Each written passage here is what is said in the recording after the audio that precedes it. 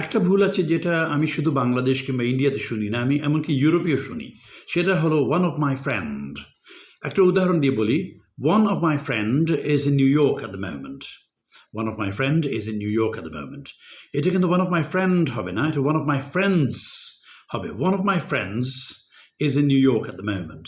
One of my friends is in New York at the moment. এটা কেন হয়? আপনি যদি বলেন ওয়ান অফ মাই ফ্রেন্ড, তাহলে কিন্তু হচ্ছে না, কারণ আপনি বলতে চাচ্ছেন আমার বন্ধুদের মধ্যে একজন।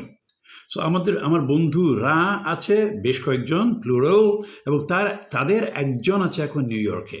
তাহলে বন্ধুরা হচ্ছে আমার বন্ধুদের মধ্যে একজন।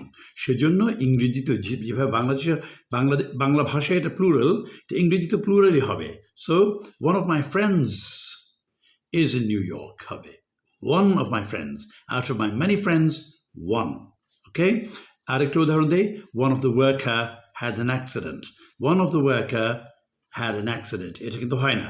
আবার একইভাবে হবে one of the workers had an accident. One of the workers had an accident. আরও একটা লাস্ট উদাহরণ দিই, one of the person I know wrote this letter. One of the person I know wrote this letter. যে লোকগুলোকে আমি চিনি তাদের মধ্যে একজন এই চিঠিটা লিখেছে। So one of the people, personal plural হলো পিপল।